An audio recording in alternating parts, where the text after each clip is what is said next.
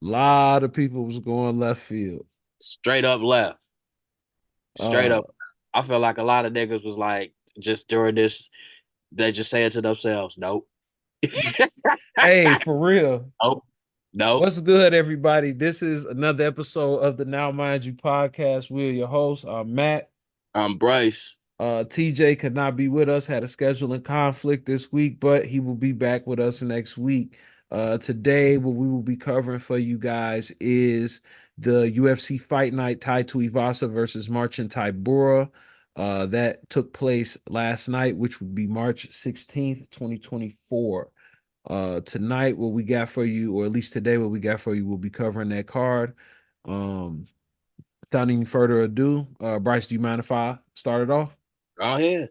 All right, so the opening fight we had Gerald Mearshard and Brian Barberina. Now let's just say this, just to cue you guys in, like on where we were at, right, in our conversation. This was an interesting card because a lot of shit went left last night.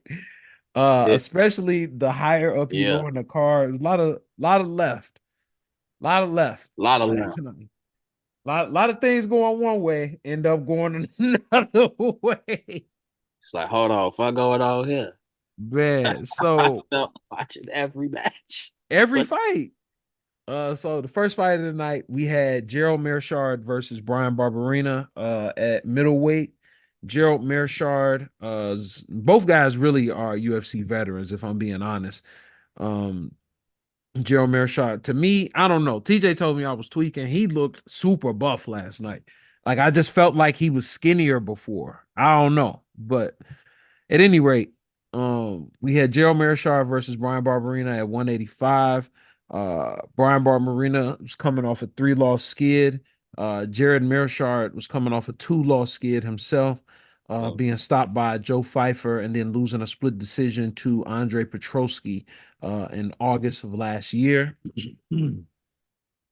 um, for Brian Barberina, he was coming off of a 3-loss skid, which included Rafael Dos Anjos, Gunnar Nelson, and Mahmoud Muradov. That last loss being in July of last year, and that was his debut fight at middleweight. So with that, last night, it turned very early on into the classic kind of grappler versus striker match, I would say. yeah. Brian was throwing a lot of combinations at Mearshard. He was moving. He actually, to be real, Gerald Mearshard looked pretty good as far as his head movement was concerned. He had Yeah. quite a few moments where he was able to get out of there. That's not to say Brian Barberina didn't touch him a handful of times, but it was only a handful of times. You know what I'm saying? He didn't wreck him. And Gerald was able to shoot some takedowns. And man, you know what? Uh, there must have been a sale going on for submissions last night Yeah. because the story of the first round ended up becoming the story of the second round. Gerald Mearshart was really, and I really wish TJ was here to really explain how much he was showcasing his jujitsu skill Oh yeah. last night. Just once he got a hold of Brian Barberina, even though Brian was able to kind of get up in some situations, he was just able to really transition his positioning so well and just kind of maintain just body control of Brian Barberina for the majority really of that first round. And in the second round, we kind of saw more of the same, and he was eventually able to get Brian Barberina's back after pretty much forcing Brian to carry his weight a little bit. He got him to roll over. He rolled onto his back, just kind of like seated, and he was able to sink it in. And at first, it looked like it was a jaw crank, and then Brian Barberina actually went out. He transitioned it. He couldn't get under the neck the way he wanted to, and it looked like Gerald Mearshard was cranking the jaw, and then it ended up being a blood choke. We was choking him on a carotid, and man, he went out. And Gerald Out. Mearshard picks up the submission win in the second round. Yep. Uh, now I pass it over to you, Bryce. If you had anything you want Um, to add? no, just adding on to that, it was very clear that Brian knew what the fuck he was gonna get into, fucking with Gerard Mearshart. This Mhm. motherfucker was moving that first round. He was trying to kind of keep that space and trying to get Gerard to like react to his feints. Gerard was Mhm. like, nah. I'm coming for you. Um, and like as Brian was moving, Gerard just kept like coming in just a little bit and a little bit till Brian got to that shot to the cage, and then Gerard kind of picked it up and just started to take him down. Brian did fight as much as he did. Gerard only got like 3 out of 7 takedowns, but shit, he just needed just needed the one to work. Like Matt said, Brian went to sleep. Gerard, being the gentleman he is, did help alleviate bring his Yeah, legs he up. tried to hold his legs up because he put him out. Yeah, because he was out. Yeah, just a very good showing by Gerard. I would say that in size comparison, I would definitely see what you meant by like Gerard, him just looking bigger. Because Yeah, Brian, but that's because Brian Barberena is still new to middleweight. That's what it was. He just looked huge last night. I was like, damn, like, has he always been at 185? Because I put that in the group chat, but apparently he had been. I just look big. I get it, because yeah, it was just that fight was just in completely in Mearshot's favor. Yeah. Absolutely, 100%. It was his it was It's his his round. fight. It Yeah. was his so shall we go to the next one? Yep. All right. So the next one is a bantamweight fight between Panny Kianzad versus Macy Chiasson. Um Chasson, I think. song, and like Matt said, this was a submission bargain sale. They Yeah, the were rear going the at rear naked choke was it. up. It was in there. They were going at it. Like they were on go from beginning. Panny had a really good start. I think she got Chia-san kind of in a leg lock, like it looked like it was gonna be a triangle, but she just kept going in with the shots. So I'm like, dang, maybe this fight is in her favor. But Macy worked her way back to the feet. I believe as the fight was going on, Macy got her to the ground. No, she didn't get her to the ground. No, she did. She did get her to the ground. She got to her back.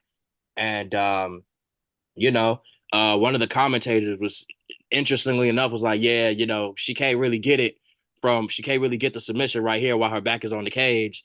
And then lo and behold, Macy started to kind of get her arm in, and just as she was like start to like get the grip in and start the submission, she would like move her body off the cage to the side, and then she just pulled in and got Panty. That was awesome. That was crazy. But yeah, that this was a good fight. It was a quick one. It was the first round submission. Um, yeah, just beautiful. Um, Did they put Freaky Fast finish up for that? I don't think they put Freaky Fast Fitness up for submissions, Mm. but they probably find it. They probably looking for something. They probably looking for something. They probably go give it Popeye submission or some shit. Okay. Like they go All they go right. they go promote the biscuits because like people get Mm. choked out. All right. All right, Bryce. Great. Thank you. Thank you. Thanks, This Bryce, for you. awesome submission is brought to you by Popeyes. Come get our 2-piece with a biscuit combo.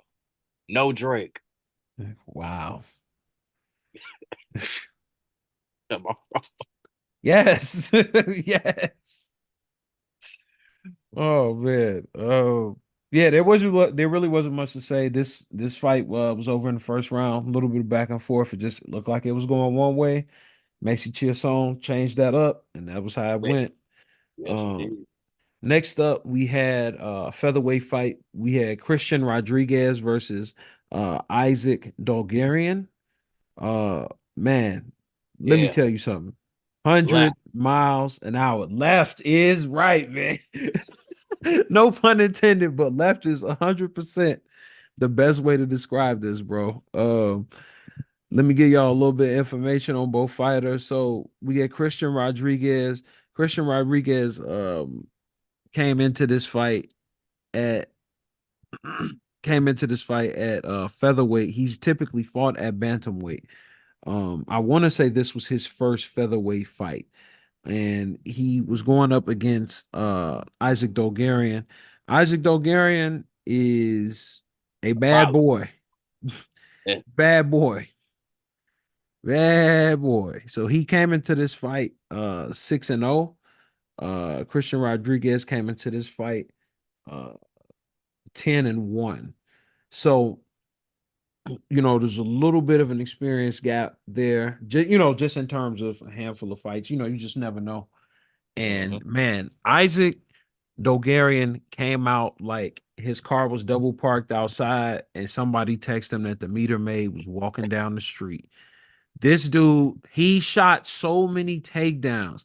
He threw so many strikes. Like, oh my, bro, the pace that first round that he was keeping on this guy was insane. He was just like, he was on this dude like a backpack. He was like you remember Talladega Nights, and he was like, I'm gonna jump on you like a spider monkey. That's what I imagined. Like, he was all over this dude. And ultimately for like 2 rounds, he was just drowning him in activity, bro. Like, he Yeah, shot 16 takedowns in total. That I still feel like that might be an inaccurate number, to be fair. Like, yeah. I do think he got robbed. I was gonna wait for my thing, but yeah, no, I that's do think he fair. got robbed. And man, that those chickens came to roost in that third round. The third round, Isaac was burnt up. Um, Christian Rodriguez started to turn it on. He was able to really get his striking going in that second round, and he was even able to dominate a pretty decent amount of the grappling exchanges. After he was in fact taken down again, even in this third round. Isaac went for a handful of submissions. He went for one in that last round, and he went for one in the second. No. Had one relatively deep, I want to say, in the first round, but he gave it up in favor of positioning. And then, yeah. So he had a submission attempt in the first and a submission attempt in the third. Sorry, I was looking at my notes. And yeah, man, at the end of that, I was pretty sure, just based off of activity and how I felt like the fight went, I thought for sure Isaac Dogarian had pulled it off, and he ended up losing a split decision to Christian Rodriguez, who the judges ended up favoring. Um, the numbers, to be fair, do favor Christian Rodriguez when you look down at it. 71% of his total strikes, 63% of his significant strikes, um, versus Dogarian 62%, 50%, but he had, 43% on takedowns. And it was like, something has to be said for being able to take a guy down 7 times. Yeah. Um, that was just my opinion. I'll pass it to you, Bryce. I think you painted it wonderfully. Um, I know that was your example, just like a spider monkey. Mine was like I was gonna say, you ever see like a spider or just like a bug catch another bug and eat it? And how no, but like how like precise it is. It's Mm-hmm. wild, but it's just very, very, very detailed, very precise. That's what it looked like the first round especially. The second round when Dolgarian started getting tired, it's like, all right, but he still has control. And then of course, that's when that's when the gas tank was gone in the third, and Isaac was just struggling. There was a part, one of the judges pointed it out where he's just on the ground, fucking just hands and knees just down, head down, and Rodriguez just kicks him in the damn. It looked like the body. It was the body. I'm pretty sure it was like the shoulder or something like that. It's just like, man, that does not look good on your part, bruh. He was At tired. all. He was tired. What's funny is Rodriguez finally got tired when he got the momentum back, and then It was like, oh like shit. oh shit, oh shit, I'm in the oh damn, I'm tired too.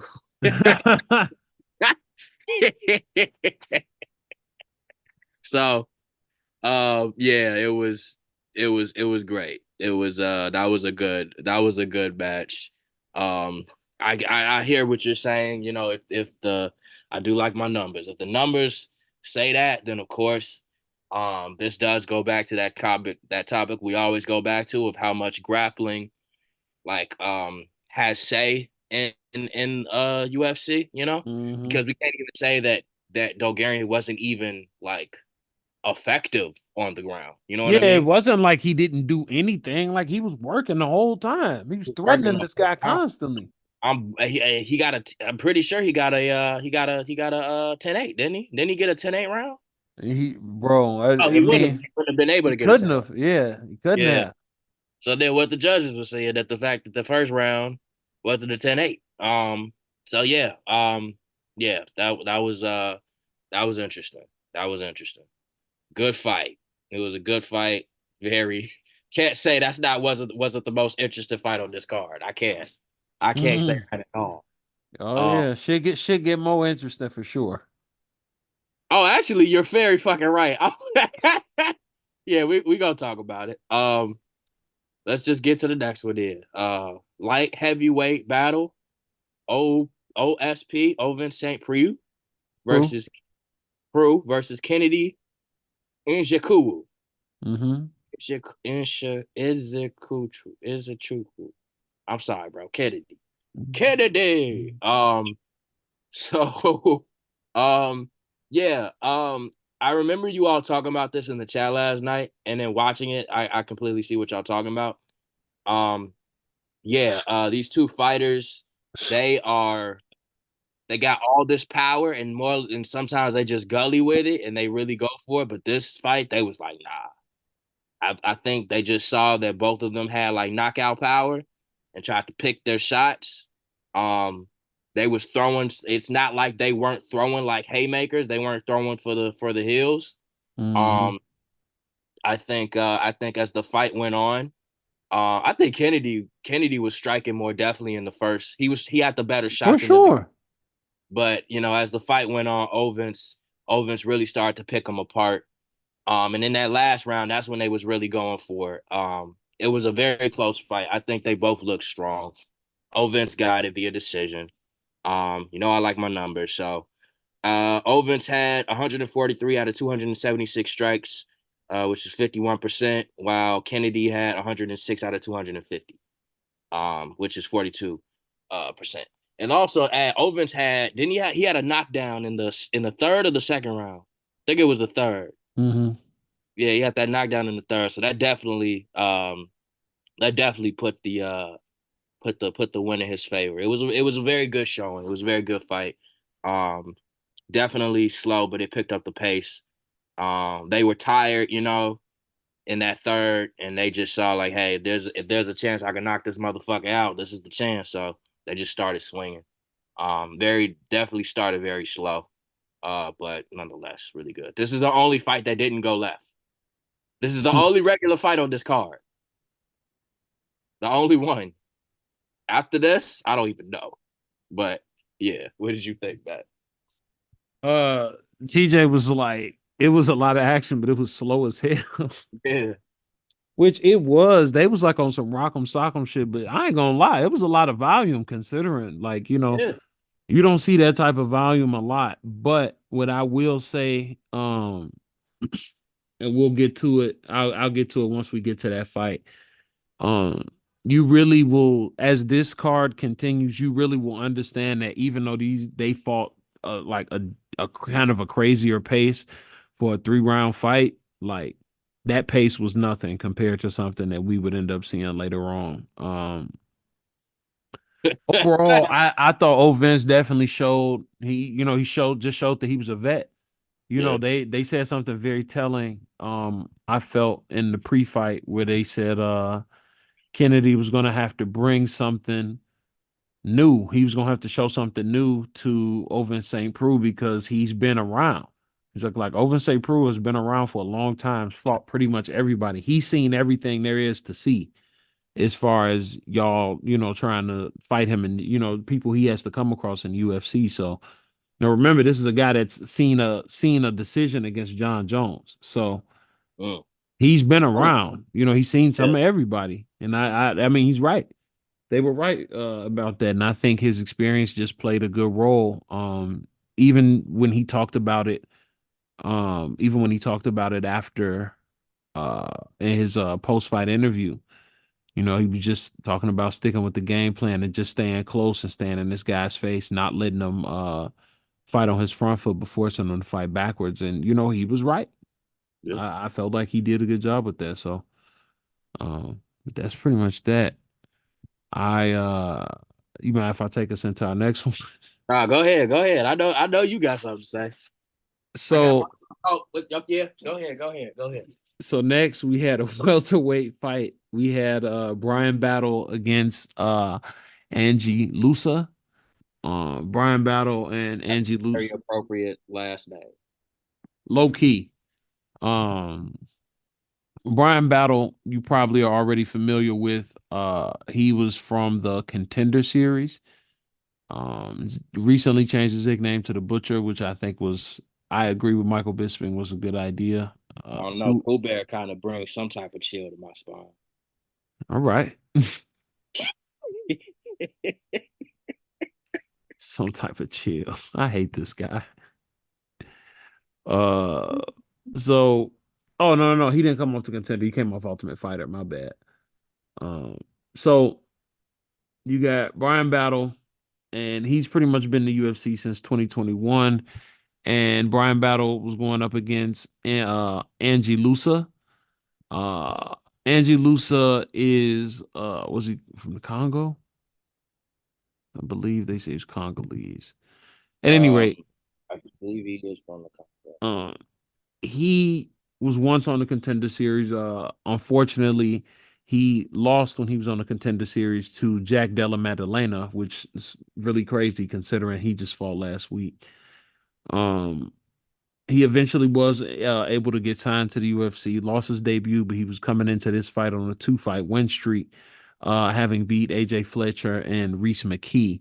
Brian Battle on the other side was also coming off 2 fights, beating AJ Fletcher as well as Gabe Green. Both of those wins, however, were stoppages. Angie Lusa's 2 victories were unanimous decisions. I believe the belief here was that it was going to be kind of again like a striker versus grappler battle.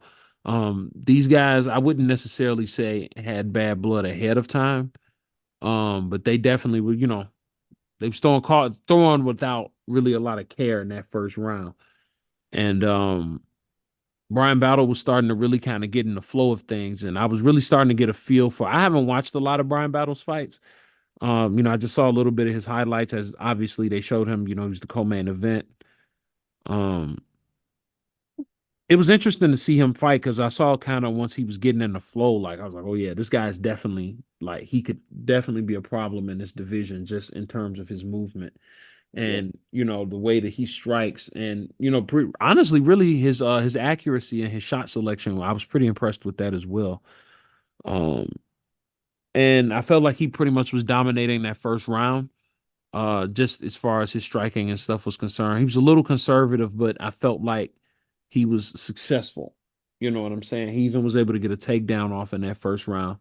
Um, Going into the second, it seemed like he had found his range and he was kind of starting to try to pick it up. Angie Lusa had already started, had threatened a takedown already. And don't get it confused. He was getting a few of his strikes off as well. But he sort of had to create opportunities for himself within exchanges as opposed to being able to lead. Like he wouldn't really start until Brian would start.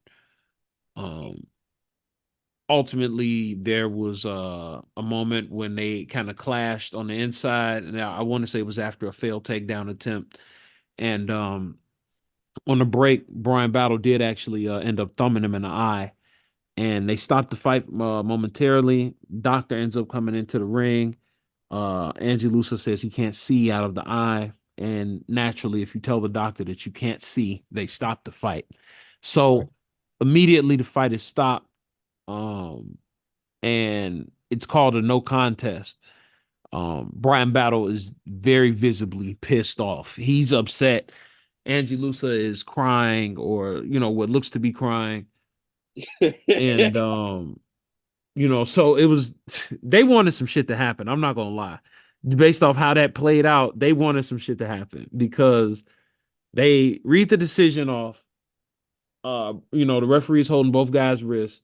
Brian Battle's just shaking his head the whole time. So after the decision is made, the referee steps away, but the camera just stays right there. Both guys look at each other and they face off. And Brian was like, that was some fucking bullshit. I was beating your fucking ass. And he was like, you quit. And Angie Lusa immediately goes from like, bro, what are you talking about? Like, I'm gonna fucking kill you. I'm gonna kill you. I'll kill you. He started screaming he was gonna Shut your kill eye this out, guy. nigga. And then Michael Bisping comes in there and Brian Battle just cuts like a crazy promo on this dude, just cussing like he in New Japan or some shit.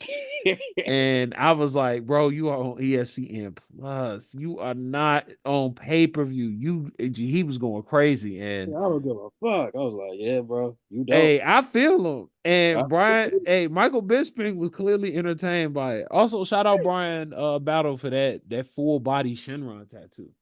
Cause Yeah, I was like, fam, that's crazy. I think he's trying to have it like loop through his leg to his body to his it's on arm. I'm his like, leg, man, it's on his arm, it's on his back.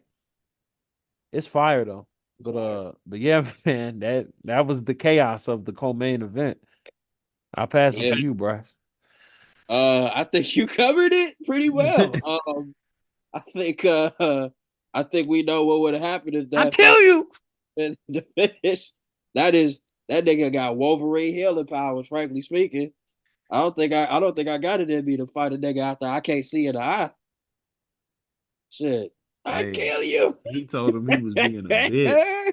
He You was said, I ready was to go beating for a your third round, ass. then, It's huh? like, oh, you feel better? It's crazy. Bruh.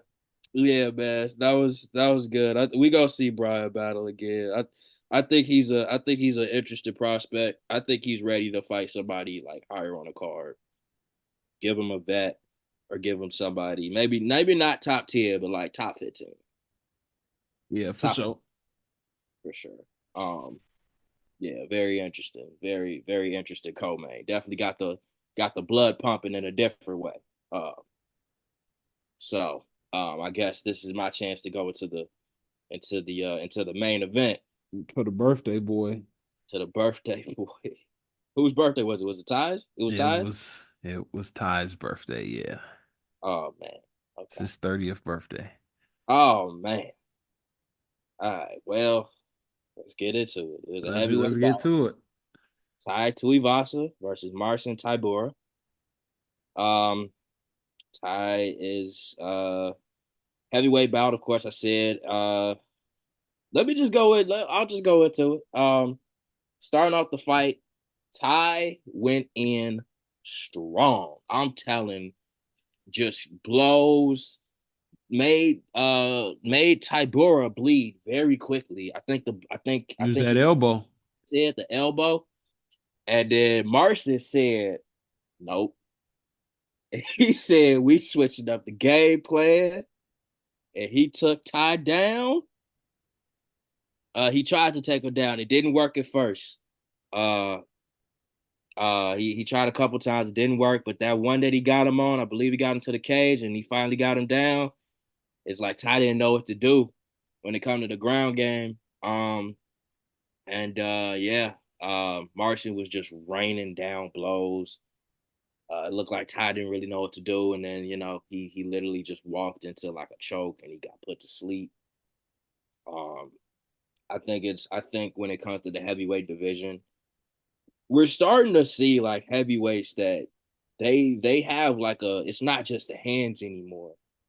Um, and so guys like Ty and guys like Derek Brunson, we're starting to see that they starting to like very entertaining fighters, but now it's like, yo, you gotta have them, you gotta have the basics. Like you gotta be able to get back up out of submissions and all of that. And it really looked like Ty was not equipped for that or didn't even think that would be a possibility.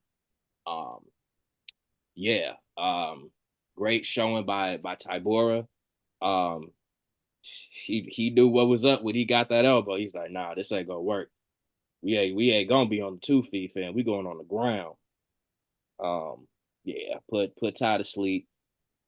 But hey, it was a good showing by Ty.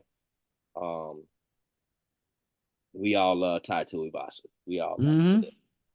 Um, but I'm gonna pass it to Matt. Definitely not how that nigga wanted to spend his birthday for sure. No. Um, what I'm gonna say on the positive, not well, I guess not necessarily the positive, but just the point I wanted to make to go back to something. These were the heavyweights. The pace that Ty and Marcin to Tybura fought that first round was faster than every single round of that Ovin St. Preux fight, and they was the 205ers. They big as hell. They the 205ers, and like Ty and Margin are like 240 and up, bro. Mm. You know what I'm saying? Man, it kind of makes you wonder if this is it for Tai Tuivasa in the UFC. This is Mm. the to be fair, this is the second skid he's had. He came in the UFC, won three straight, lost three straight, and then he just won five straight, and then this is his fourth loss in a row. Um, and he's been all of the losses have been stoppages, and this one was in the first round. Um, Kind of makes you wonder if this was a job deciding match for him. Mm. Uh, Especially because Marcin Tybura was just coming off of a loss, but it was a loss to Tom Aspinall. Before that, he had just ran off two in a row. So he only seems to lose to kind of some of the upper echelon of guys. Like if you look through Marcin Tybura's his record, especially once he got to the UFC, Fabricio Verdum, Derek Lewis, and that's Derek Lewis in 2018. So come on, you know. That's why I meant Derek Lewis, not Derek Brunson. Yeah, you got he has a loss to Augusto Sakai, Alexander Volkov, Tom Aspinall. You know what I'm saying? Other than that, this guy's pretty consistent. So I don't know. It really just kind of makes you wonder what's gonna happen with Ty. Overall, I thought the fight was exciting for the little bit of time it lasted. It's just, you know, he ended up in the absolute worst position to be in. That was the one I get spot out he of didn't want to be with this guy. yeah, And unfortunately, that's what happens. yeah. But that's pretty much all I got on it. What was your favorite fight of the night? It's definitely between Battle and Lusa versus or Rodriguez versus Isaac. If I have to choose, it Mm, was just a very good showing for Battle. Like I'm really impressed. I'm excited. mm, I think he is a strong prospect for that division. And the fact that he was the Ultimate Fighter winner, mm, 2021, right? Hey, mm. that's even more showing. I like to see him versus somebody from the not what's the other series? Contenders. Contenders. Yeah, yeah, All yeah. right. My favorite fight was the Christian Rodriguez versus Isaac Dolgarian fight. It was everything. It was an MMA fight. You had striking, you had grappling, had some of everything. As far as what we will be covering next week, we will be covering UFC Fight Night, Tibas versus Namajunas. Oh, Huh? that's gonna be an interesting one. Hebos versus Dominuna. Yeah, yeah.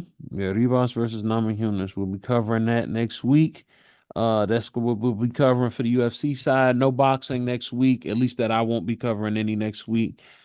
Thank you guys so much for rocking with us. This has been another episode of the Now Mind You podcast. You can follow us all on social media. You can follow me at Matt Hambrick. That's MATTHAMBRIC Bryce. They can find me on Instagram at Axe_Onca. That's AXE_ONCA. Where can they find TJ? They can find TJ at Tuss4_skate. That's TUSS4_SKATE, baby. Woo! I had to do something for him since he was gone. So Yeah, what's up? whatever. We'll see you guys next week. Y'all be safe. Thank you for rocking with us. Peace out. Peace.